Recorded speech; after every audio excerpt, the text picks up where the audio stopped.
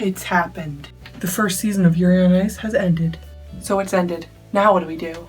Well, watch more anime. Which ones? That's what I will tell you today. I chose a couple different aspects of Yuri on Ice to try to find things similar to. I have two main categories for my recommendations, and that are sports anime and romance anime. So I have two sports anime recommendations. The first one is Danshi, or Cheer Boys. So Cheer Boys is about a all-boys cheerleading squad. It is really kind of funny. I chose it because it's a, non-stereotypically masculine activity. Danshi is made of the most wacky characters. The main character is somewhat similar to Yuri. He's kind of struggling in his art right now. Unlike Yuri, he's not a cheerleader yet, really.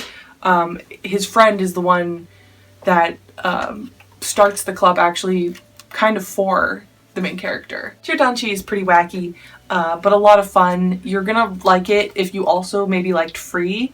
There are times in which it's rather similar to Free.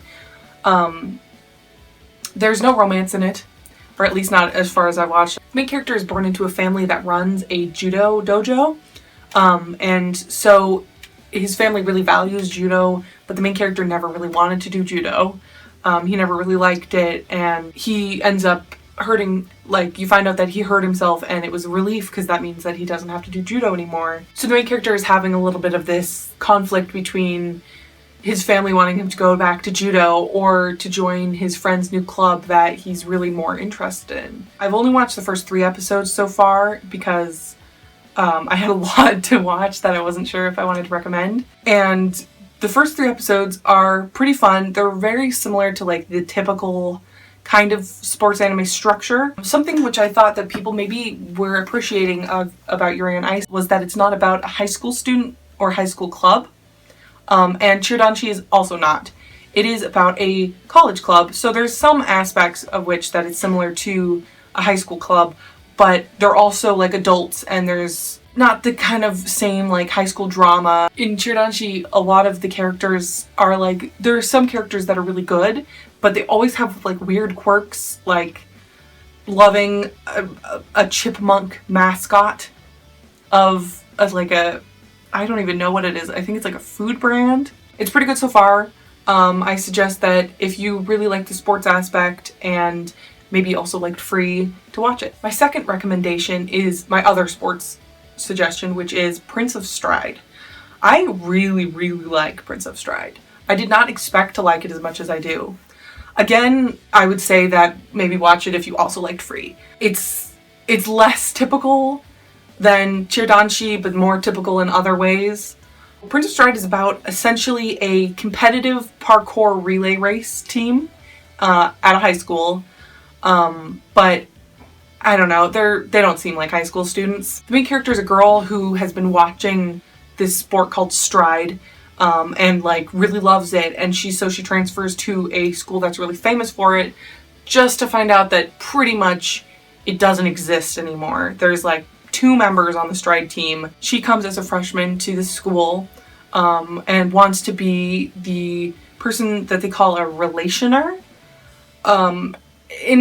In Stride, you have essentially someone coordinating the different people to start, because instead of a relay where you wait, they have to be running alongside each other. So you have the relationer has to tell them when to start running, so they run next to the person that had been running, and then they have to high five, and then the person that the relationer told it, you'll understand. It's not actually that hard to understand, but it's a little hard to explain.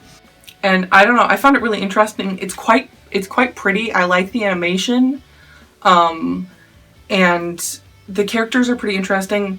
Prince of Stride is a little faster paced.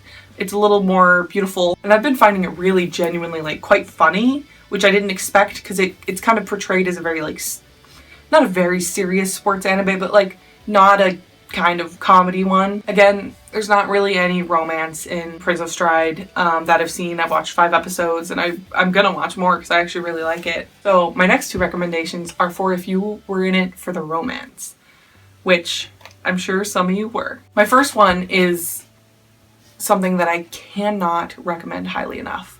Doukyuusei.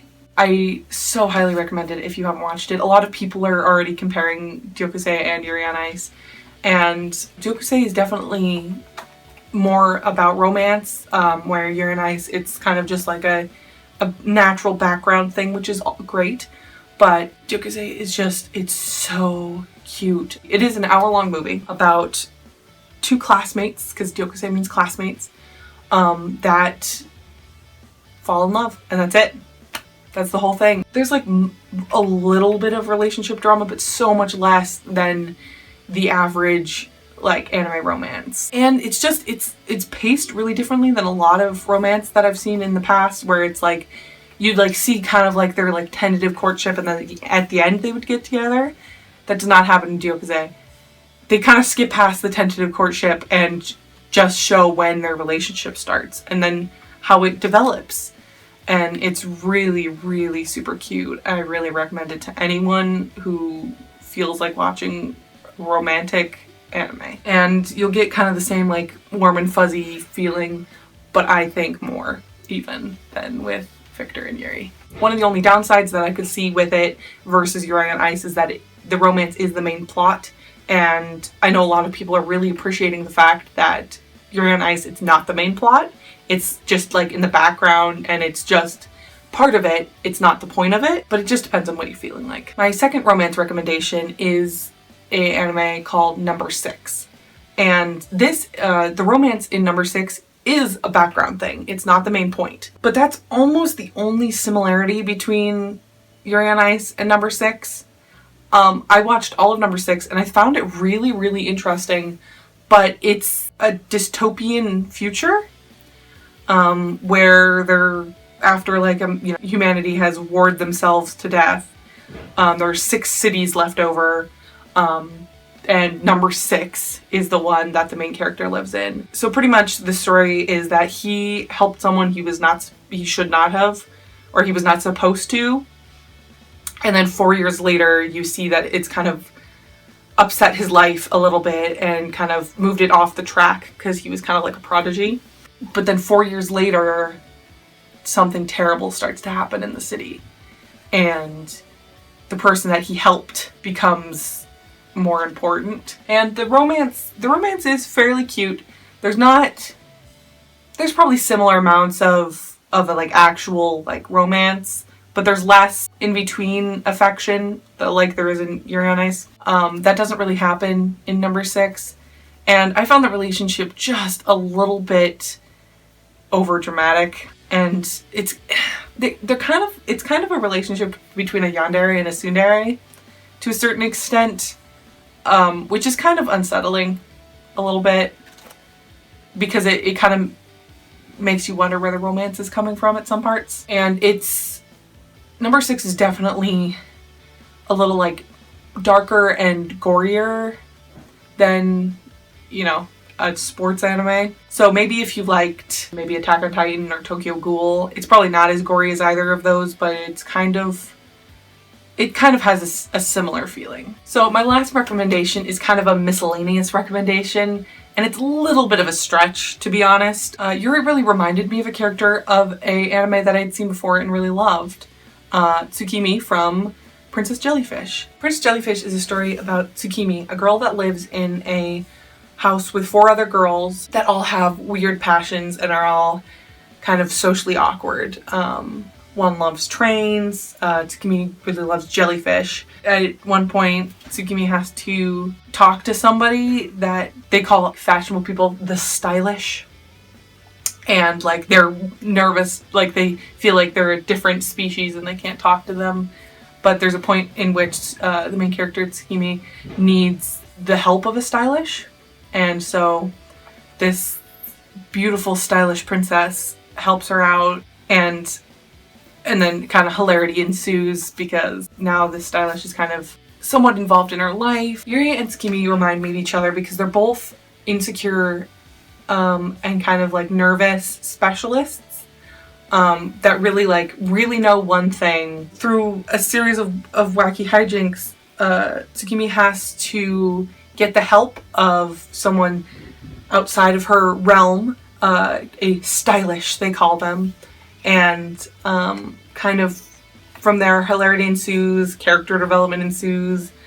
Tsukimi has to find more self-confidence and kind of understand the world a little better, which kind of reminded me of Yuri. He started out very insecure and very, he doubted himself a lot. My last recommendation is to rewatch Yuri on Ice.